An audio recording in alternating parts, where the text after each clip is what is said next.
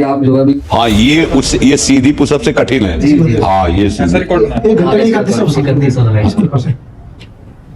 हाँ ये बहुत कठिन है।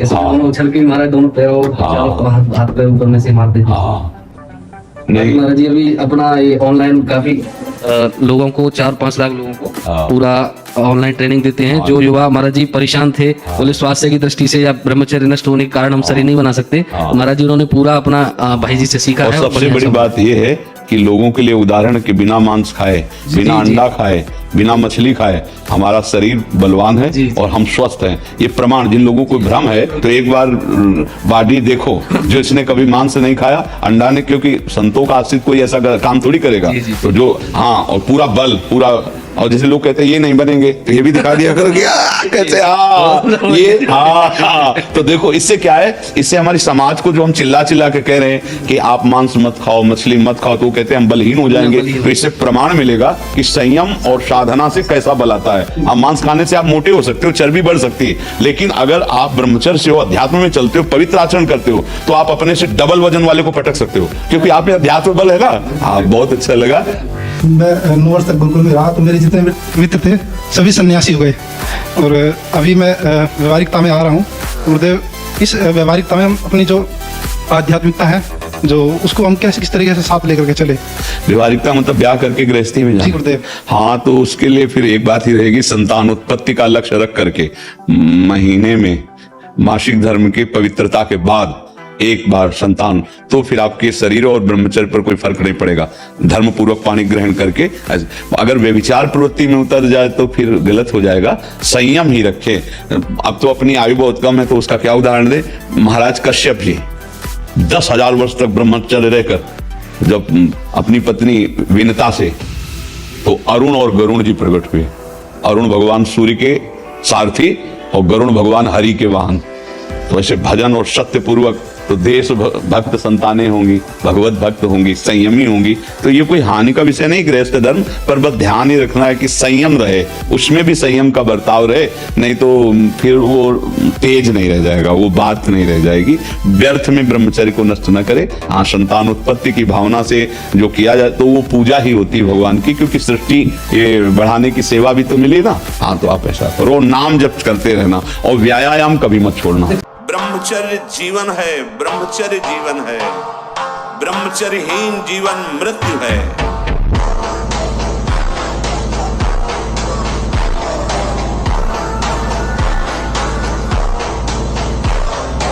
ऐसा होगा कि आप समस्त विषय भोगों के बीच में रहते हुए आप निर्मल रहेंगे। आपका मन ऐसा हो जाएगा जैसा भुना हुआ चना, भुने हुए चने में चाहे जितना खाद पानी लगाओ अंकुरण नहीं आएगा। ऐसे ही जो इस रहस्य को जान गया, चाहे जितने सुंदर सुंदर विषयों के बीच में हो, उसके हृदय में कभी भोग वासना जागृत नहीं हो सकती।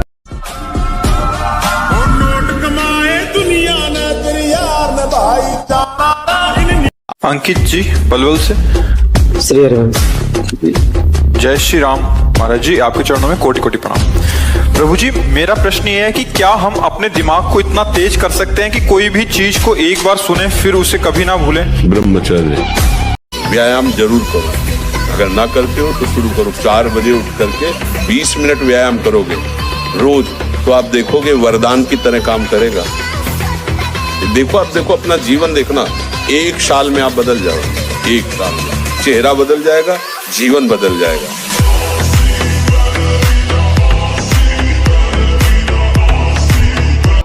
पांच वर्ष ब्रह्मचर्य ने केवल इसलिए किया जो हमारी संतान हो वो बहुत देशभक्त, हरिभक्त, बलवान, विद्वान, ज्ञानवान हो, और आप नियम से दोनों भजन करो, और 5 वर्ष बाद गर्भाधान करके संतान उत्पत्ति के शास्त्र सिद्धांत अगर वो महापुरुष न पैदा हो तो बताना। मन की बात मानना बंद कर दो, क्योंकि बहुत गद्दार आदमी, जैसे गद्दार आदमी नहीं धोखा दे के हमें मरवा देता। देखो कैसा, अगर वो गलत हो गया तो हमारा ही गला कटवा देगा हमारे ही हाथ से, हमको ही जहर खवा देगा हमारे हाथ से। बहुत गलत है, बहुत गलत है। इसीलिए मन को सुधारने के लिए नाम डंडा है। नाम जैसे जैसे नाम जपोगे तभी वो मन नहीं लगता नाम में, क्योंकि नाम जपोगे ना तो वो सुधर जाएगा, और वो सुधरना चाहता ले बिगड़ेल है ना, तो इसलिए नाम जप करो।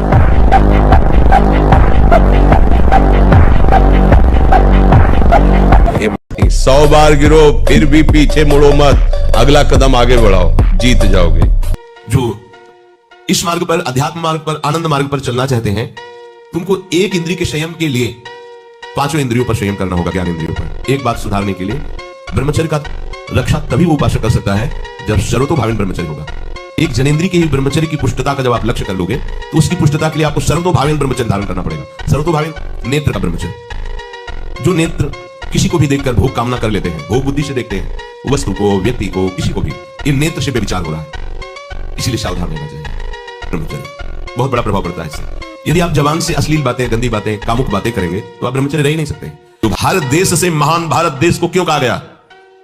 ऐसा भी है कि अन्य देश स्वीकार किया जाता है कि हमसे धनी है, स्वीकार किया जाता है कि वैज्ञानिक तत्वों में भी हमसे आगे हैं, पर भारत को महान धर्मशाली देश कहा गया है। कोई भी किसी भी देश का धर्मगुरु हो हमारे देश में आएगा, हमारी ऋषियों के सूत्रों से ही अपने धर्म को पुष्ट करेगा। साप का मूल जड़ भारत धर्म का है, कहीं भी हो, कहीं भी देख लो, चाहे जिस देश का नाम लो, कहीं ना कहीं किसी भारत के ब्रह्म ऋषि की छाप लेकर के डोल रहा है। भारत भोग प्रधान देश नहीं है, भारत धर्म प्रधान देश है। यहाँ धर्म गुरुओं के द्वारा धर्म स्थापना करके चलाया जाता है। यहाँ आज जो हम समझ रहे हैं कि बाहरी परिपाटी हमारे भारत में आ जाए तो भारत आधुनिक और सर्वश्रेष्ठ देश माना जाएगा, कभी नहीं। भारत अपनी परिपाटी से चलता है, तब सब देशों के ऊपर राज्य करता है। किसी भी देश में न पतिव्रता मिलेगी न यति मिलेगा, ब्रह्मचर्य का कहीं नामो निशान नहीं मिलेगा, ये भारत देश में ही मिलेगा। यहाँ ब्रह्मचारी मिलेंगे, यहाँ सती मिलेंगे, यहाँ प्राणपण से धर्म का पालन करने वाले मिलेंगे। अब हमारे जो नई पीढ़ी है वो आधुनिकता को स्वीकार कर रही है। गर्लफ्रेंड, बॉयफ्रेंड, कौन सा रिलेशन है, लिव इन रिलेशन, ये हमारे कहीं किसी भी धर्म ग्रंथ में लिखा हो तो आप बता दीजिए। बाल्यावस्था से आज तक जितने भी धर्म ग्रंथों का स्वाध्याय हुआ कहीं भी लिखा हो तो ये बोलो सर्वनाश का स्वरूप है कि नहीं? जब तक हमारे मन को विषय भोग का आधार नहीं होगा तब तक हमारे ब्रह्मचर्य पे फर्क नहीं पड़ेगा। जब तक आधार नहीं मिलेगा तब तक वो हमें नष्ट नहीं कर सकते। विकार जो है वो हमारे भजन को काटता है, तो भजन जो है विकार पर हावी रहता है, दोनों का युद्ध चलता रहता है, एक दिन विजय हो जाती है। पर ब्रह्मचर्य पे फर्क नहीं पड़ता, क्योंकि एकाग्रता पूर्वक जिस विषय का चिंतन किया जाता है उसका हमारे हृदय पर प्रभाव पड़ती है। प्रतीक कुमार जी झारखंड से, राधे राधे महाराज जी। महाराज जी, ना चाहते हुए भी मेरा मन पराई माता बहनों पर दूषित दृष्टि। ऐसा हो ही नहीं सकता बच्चा, हम ना चाहे और फिर मेरा मन ऐसा कर दे तो ऐसा अपनी बहन पे जाता है क्यों? वो भी तो स्त्री है। आप देखना जरा, अपने पूज्य जन जो घर में है, बेटी है, बहन है, माँ है, कभी नहीं जा सकता। अगर हम दूसरी तो फिर हमारे अंदर, अच्छा अब ये कह दे कि हमारी चाह नहीं है और मेरा मन चला जाता है, तो एक बात यहां समझनी है कि चले जाना कोई अपराध नहीं है। आज तक इसका दंड कहीं विधान लिखा हो शास्त्र में या कानून में तो हमें बताना कि तुम्हारा मन चला गया तो तुम्हें फांसी की सजा होगी, ऐसा कोई भी दंड विधान में। क्रिया ना होने पावे, क्रिया में है कलिकर एक पुनीत प्रतापा और मानस पुण्य होए, और नहीं पापा। अगर हमारा मन किसी माता बहन में चला जाता है, गंदी भावना करता है, तो हम उसे वापस लाते हैं और डांट लगाते हैं, जैसे अपनी बहन तैसे दूसरे की बहन। आत्मना प्रतिकूलानी परेशान न समाचरे। हमारी बहन को कोई गंदी दृष्टि से देखे तो कैसा लगेगा? तो हमको अपनी आंखें संभाल के रखनी, दूसरी बहन बेटियों की तरफ गंदी दृष्टि नहीं देखनी। आत्मना प्रतिकूलानी परेशान न समाचरे। कैसे मन हमारा जा सकता है लेकिन हम उसके प्रति कड़ा व्यवहार मन के, कैसे चला गया, पर हम उसको सपोर्ट दे देते हैं। हम कहते जरूर ऊपर से कि हम चाहते नहीं, पर हम चाहते हैं। तो जो ब्रह्मचर्य पालन करता है रोग से लड़ने की सामर्थ्य आती है, शोक स्पर्श नहीं कर सकता, मोह पर विचार करने की सामर्थ्य आती, प्रमाद स्थिति नहीं रहती, अकर्मण्यता नहीं रहती, अकाल मृत्यु नहीं होती। ब्रह्मचारी कभी विचारों से दरिद्र नहीं होता है, चिंता नहीं होती, उसके हिंसात्मक वृत्ति नहीं होती, द्वेष नहीं होता, ईर्ष्या नहीं होती, अशांति नहीं होती। ब्रह्मचर्य समस्त दोषों का नाश कर देता है। ब्रह्मचर्य बहुत बड़ी हमारी निधि है। ब्रह्मचर्य संपूर्ण विद्याओं को प्रकाशित कर देता है।